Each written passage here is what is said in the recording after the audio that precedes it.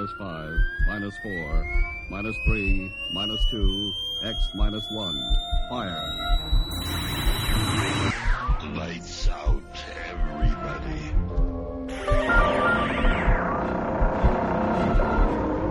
The creaking door. Dimension X. Inner Sanctum Mystery. X minus 1. Dark fantasy.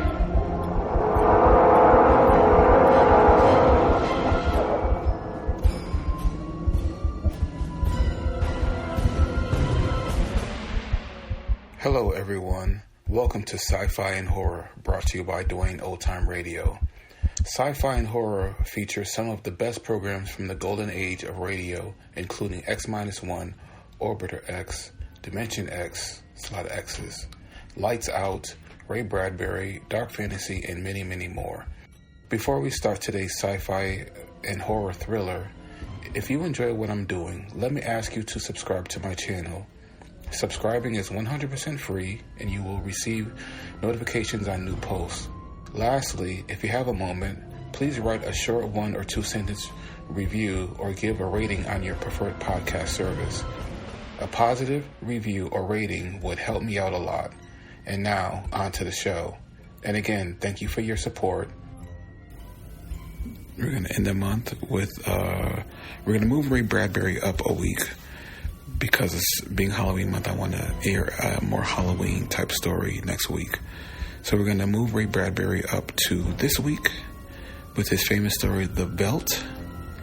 This aired on BBC Light program. So it's a BBC version of the Veldt.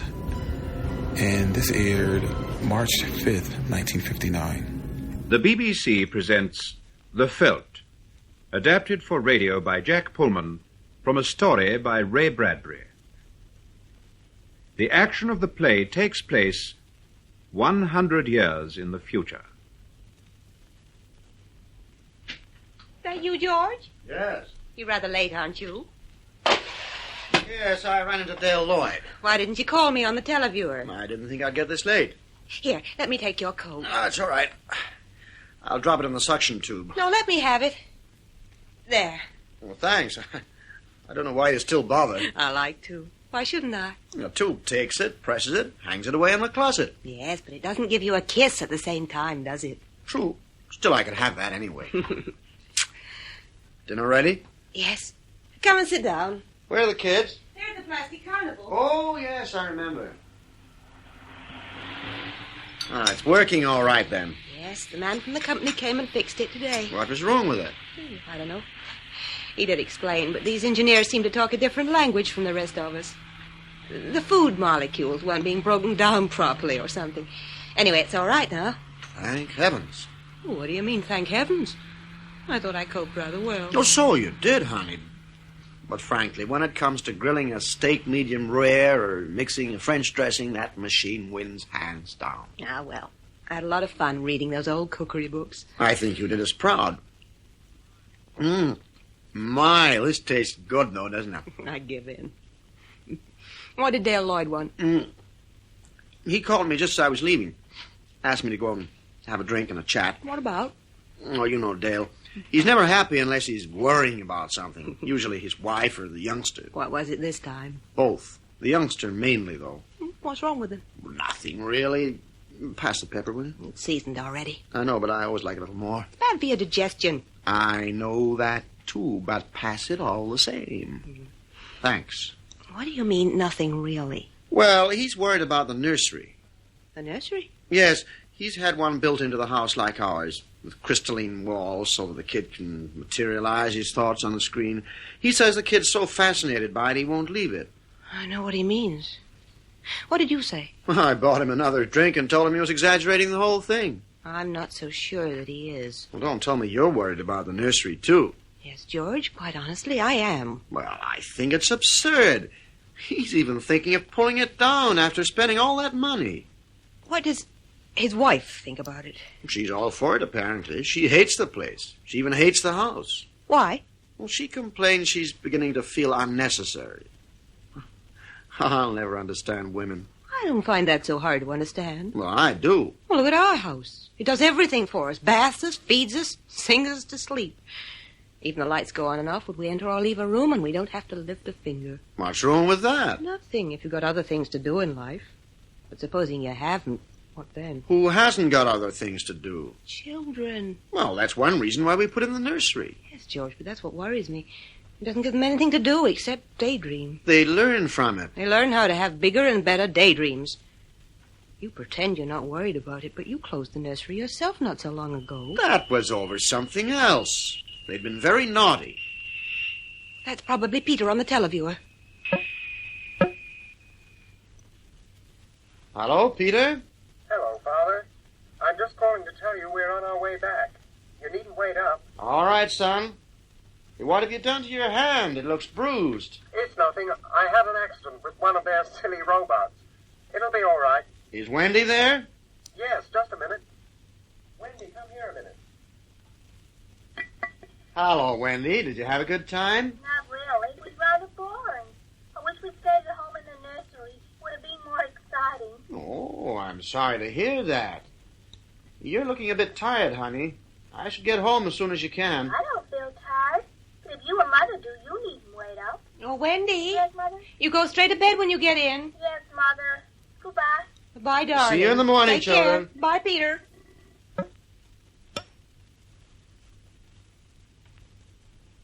You see? They wish they'd stayed in the nursery. That's all they want to do. Sit there hour after hour watching their thoughts appear on the screens. I'd have thought they'd have enjoyed the carnival. They don't enjoy anything anymore. They don't want carnivals. They don't even want me. Oh, come, Lydia. It's not as bad as that. Do I ever read to them now or tell them stories or play with them? They don't want it. They live in their own little private world and resent anyone who wants to take them away from it. The nursery's supposed to educate them, George, not obsess them. Well, it does educate them. The more they know about a place, the clearer the image they get. It's a wonderful stimulus to learn more. What did you see the last time you were in the nursery? You mean, what place had it become? Uh-huh. Why, the Veldt. Yes, the Veldt. The African Veldt. The hot yellow sun, the straw smell of grass, and above all, the ghastly smell of lion. Well, that's how it is with these nursery rooms. The impressions are just incredibly real. No, it's not the same nursery anymore. When did you last see something other than the African Veldt in there? When did you see Aladdin or Robin Hood or the first expedition to land on the moon? That's true. Their imaginations have gotten into a rut. Not just a rut. They've become morbidly preoccupied with it. They do nothing but read books on Africa and the lion. We know everything about them. And every time I go in there, the heat seems more intense, the grass more yellow, and the smells more pungent. Look. Let's go and take a look at the place. You go. I'm sick of the sight of Now, it. come on. Don't let it get you down. After all we have to do is to switch the damn thing off. It's locked. Did you bring the key? Yes. I thought the children might go back into it when they came home.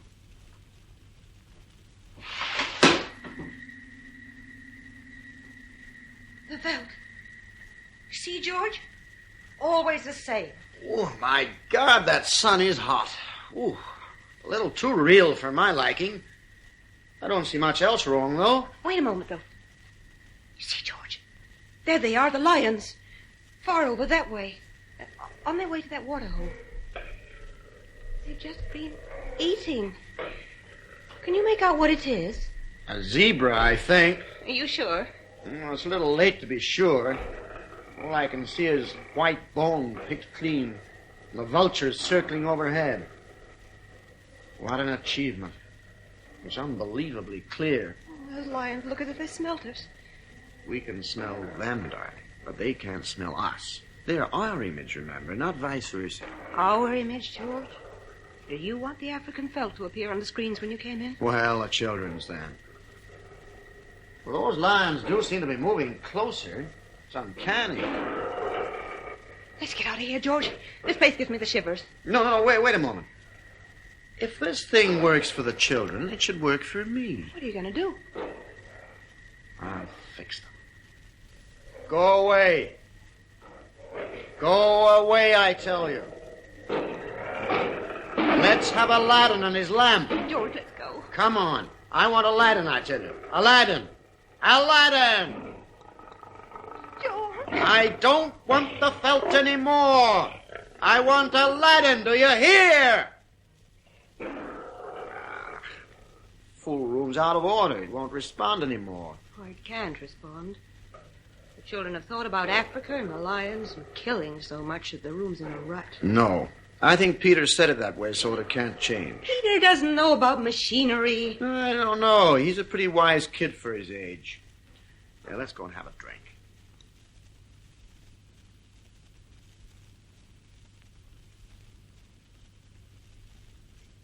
Here. Drink this. You'll feel better. Thanks. That place always upsets me.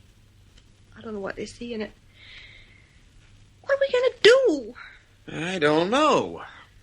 We spent thousands on that wretched place, and it's brought us nothing but trouble. You must tell the children to stop reading about Africa. That'll do for a start, I suppose. And I think we'd better lock the nursery up for a while. I don't know about that. You remember what happened the last time I locked it up? The tantrums they threw? They live for the place. It's got to be locked, at least for a while, till I get my nerves settled. You need a rest. George, why don't we turn off the whole house and take a vacation? Where? We could go out to the cabin in the mountains. You mean you want to fry my eggs for me? Yes. And darn my socks and sweep the house? Yes, why not? I need to change more than anything else. You need a rest, too. You've been awfully nervy lately. I suppose I am smoking too much. And drinking too much, and taking too many tranquilizers. I think we're both beginning to feel unnecessary in this house. I don't think the kids will like the idea very much. Well, they'll just have to put up with it for a while. It won't hurt them to do something they don't want to do for a change. Here they are. Hello, Peter. Hello, Wendy. Hello, Father. Hello. You're back earlier than I thought, children. We rather thought we'd like to spend a while in the nursery before going to bed. Oh, yes. The nursery. We wanted to have a talk with you about that, actually. Oh? Yes. We both think you're spending too much time there. It was put in for us to spend our time there, wasn't it? Not to this extent it wasn't. You're using it as a form of escape instead of as a creative amusement. Would you care to define the difference? No, I wouldn't care. And I suggest you adopt a more respectful tone, my lad. Wendy, have you noticed us using the nursery as a form of escape? I don't give a damn whether she has or not. No, Shut up! George! I won't have such impertinence. I don't know what's got into them. Peter, you've no right to use that tone to your father. This is a serious matter. Not only have you been living in that nursery, but you've been thinking far too much about the African Veldt. I don't know what you mean. I'll tell you what your mother means. Every time we go in there, it's Africa, Africa. There are 1,001 things those screens and slides can produce, but it's nothing but sun and stinking lions. It's got to stop. There is no Africa in the nursery. Oh. Father and I were up there just before you came in. The African Veldt came on as soon as we entered. I don't know what you've done to it, but neither he nor I could produce any other picture. There is no Africa in the nursery. I've never said this to you before, Peter, but you're lying. Do you remember any Africa in the nursery, Wendy? No, Peter. Run and see and come and tell us. All right. Wendy, come back here. Did you lock the door, George? No, I forgot, blast it. Wendy! She'll be back in a moment, Father. I don't know what's got into you two. You never behaved like this before. Nothing has got into us. I think you're making a great fuss about nothing, and I wouldn't lock the nursery door if I were you, Father. Why not? Neither Wendy nor I would like that at all. Can't you see, Peter?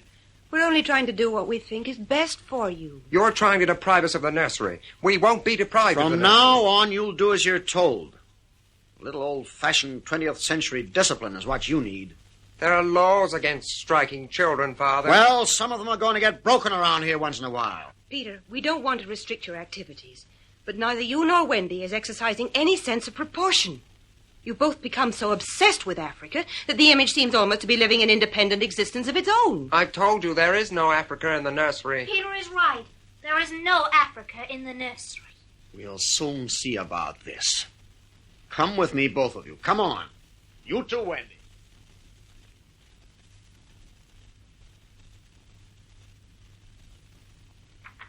Open the door. Come on. You see, Father? Come on in, both of you.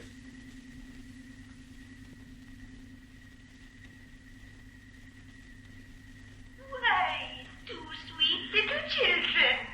And what might they call you, my dear? My name is Hansel, and this is my sister, Grethel. What very pretty names. We've never seen a house made of cakes and ginger loaves before. Well, there aren't many, to be sure. Have you come a long way? Yes, we've walked and walked and walked. You must be very tired. Why don't you come inside and rest your poor dear feet? You are very kind. Just so happens I have some cookies baking in the oven, and you shall have some right away. I'm awfully hungry. Well, there are plenty of cakes. Now, in you go. That's it. Now, you sit there, my dear, and you, Hansel, sit there. You see, Father? I see, all right. I told you there was no Africa. Outside, both of you. But I told you. Out, I say, and you, Wendy, go to bed. What? You heard me. Go to bed. Very well. Come on, Wendy. And see that you stay there. You think Wendy changed it? She must have done. Changed it from the Veldt to the fairy tale? Yes. Why? I don't know. But it's staying locked until I find out. I'm beginning to be sorry I ever bought this house and that nursery. The children are neurotic at all, a room like that. It's supposed to help them work off their neurosis in a healthy way. Well, it's not. Something is happening to them, and that room, it's unhealthy. We've given them everything they wanted. Well, no secrecy, disobedient lies. They're insufferable, let's face it. Treat us as if we were their offspring. They're spoiled and we're spoiled. You know, they've been acting funny ever since you forbade them to take up the Rockies. Well, they're too young to do that kind of thing alone. I don't think I was being unreasonable. Still, they've been decidedly cool ever since. I think I'll ask David McLean to come down. He's a psychiatrist. He ought to know what to do. But there's no more Africa in the nursery. I've got a feeling there will be. Anyway, it won't do any harm to have him look over the place. He can have a look at the children as well while he's here. Come to think of it, he can have a look at me, too. Oh, come on. Let's go to bed. I feel dead.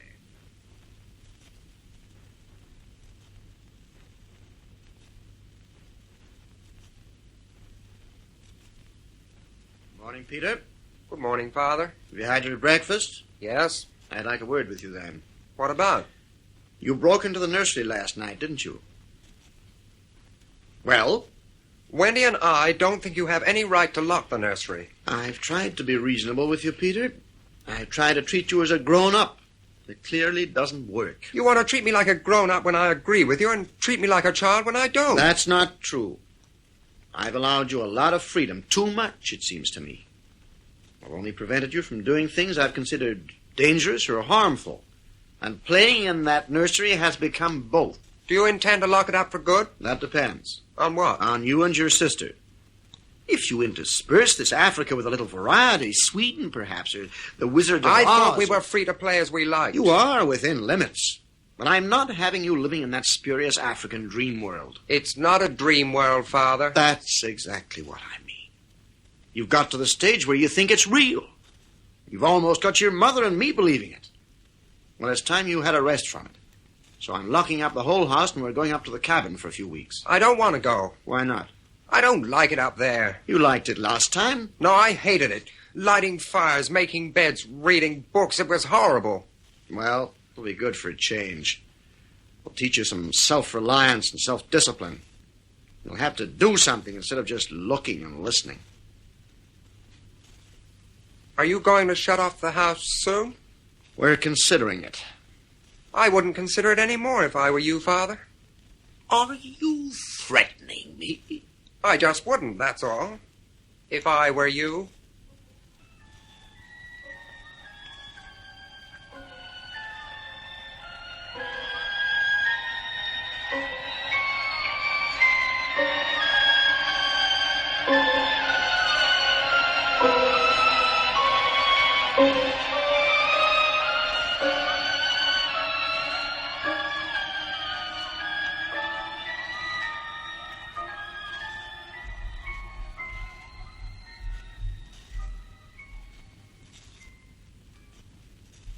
of you to come right away, David. Oh, not at all. What seems to be the trouble? Have you eaten, David? Oh, yes, thanks. I had something before I came out. David, you're a psychiatrist. I should hope so. I'd like you to take a look at our nursery. You too? I've had a look at 2 or 3 recently. What for? Well, they're tending to produce morbid states of introversion among the children. Not many, you understand, just 1 or 2. Seems to depend a lot on the children. In what way? Well, if they're highly strung and introverted to start with, the fantasy of the nursery becomes the only world which is real for them. They're as completely enclosed by it as a madman, to use an old-fashioned term, is enclosed in his hallucination. That was more or less the conclusion Lydia and I had reached. Personally, I think they're too real. And I think they were introduced too soon by the Department of Education. Still, that's just my opinion. What's the trouble about? You saw the nursery about a year ago when you dropped by. Did you notice anything peculiar about it then? Can't say I did. Usual violences, tendencies towards paranoia here and there, but that's usual in children. They feel persecuted by their parents all the time. Come and have another look at it. See what you think. All right. Are you coming, Lydia? No, I think I'll stay here. I've seen enough of it. Come on then, David. I locked the nursery, but the children broke back into it. I let them stay there so they could form the patterns for you to see. We'll walk straight in on them. Then they won't switch anything off.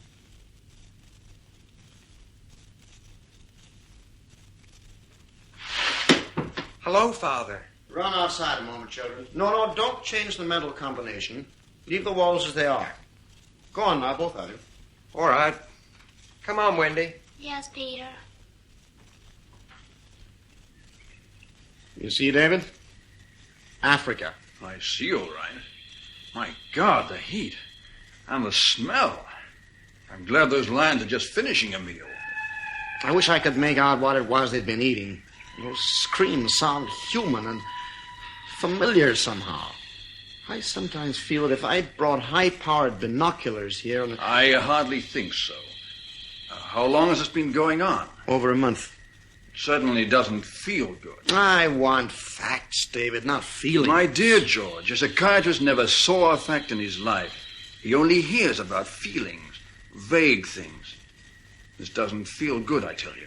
Trust me, I have a nose for something bad. What do you think we should do? My advice is to have the whole damn room torn down and have the children brought to me every day for treatment. Is it that bad? I'm afraid so. This room's become a channel towards destructive thoughts. Those kids have death and decay on their minds to an abnormal degree. Why? I don't know. But this room has ceased to fulfill its function. Didn't you sense this before? No.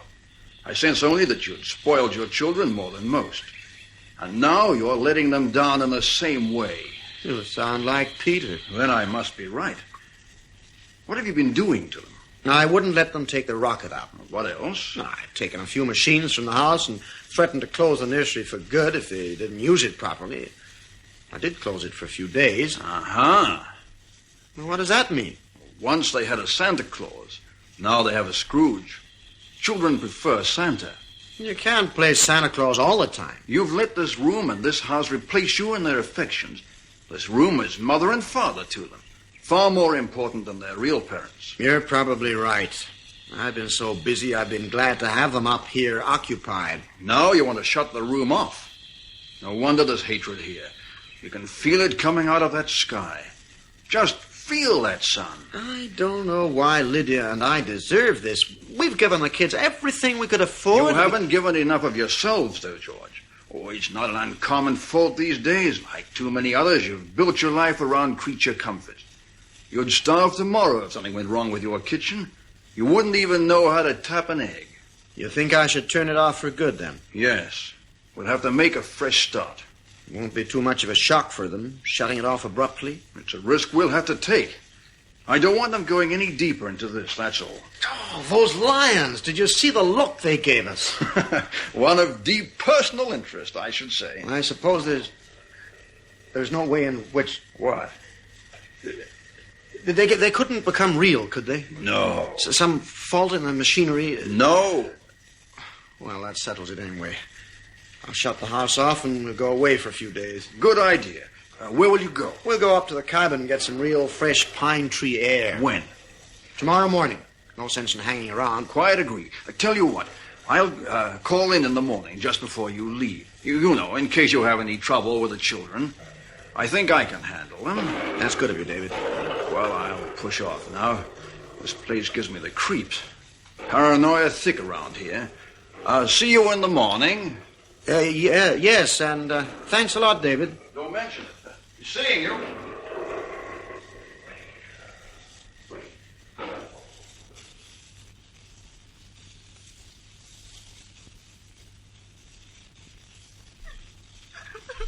Don't cry, Wendy. I want the nursery. Make him turn on the nursery, Peter. Everything ready, Lydia? Practically. I've just got one or two things to do. Have you turned everything off? I killed the whole house. Oh, shut up, Wendy. I hate you. I can't help that. I wish you were dead. We were for a long time. Now we're really going to live. So you can both go and get yourselves ready. I won't go. I won't go. Oh, please turn it on for a few minutes, please. Just a few minutes in the nursery, please. If we turn it on for a few minutes, will you get ready quietly? Yes, oh, yes. Just another minute, please. George. No. Let them have a few minutes. Just a few minutes, mind. Then you get ready without any fuss. Yes. Promise? Yes, just a few more minutes. And you, Peter? Yes? All right. You turn on the nursery, Lydia. But just for a few minutes. Oh, thank you, thank you. Come along then, children. Dry your eyes, Wendy.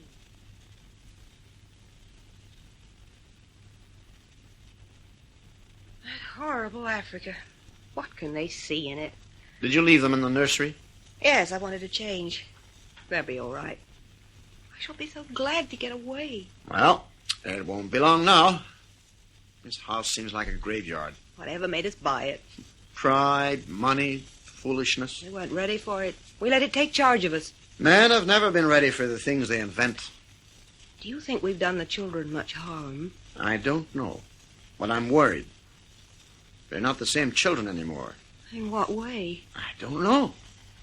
But those kids, they don't just have hallucinations. There seems to be something more, something much more unhealthy. Maybe the rest will do them good. I hope so. Father! Mother! What is it, Peter? Hurry, both of you. The nursery, come quick. George, something's happened. Quick, the nursery. We're coming, Peter. There's no one here. Peter! Wendy! I wonder where they... George! The door! It's closing! Peter! Peter, open this door! Do you hear me? Peter! George! The lions! The lions, George! Peter, open this door! Wendy, for God's sake! George! They're coming closer! George! Peter! Wendy! George! Look out!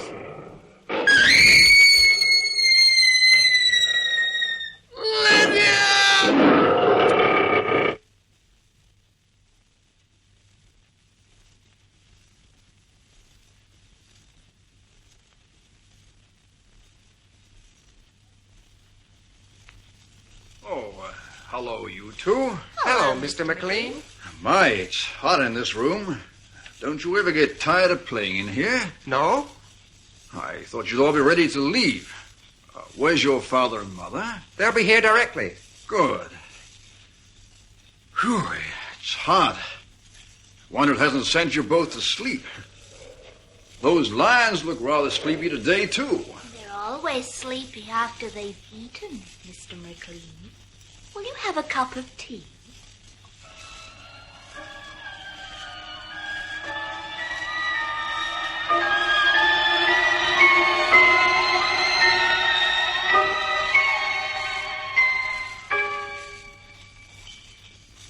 The Veldt, by Ray Bradbury, was adapted for radio by Jack Pulman.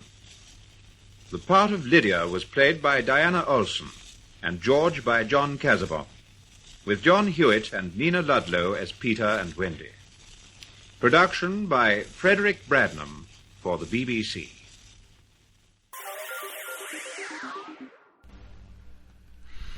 Thank you for listening. if you enjoy what I'm doing, I ask you to please subscribe to my channel or channels.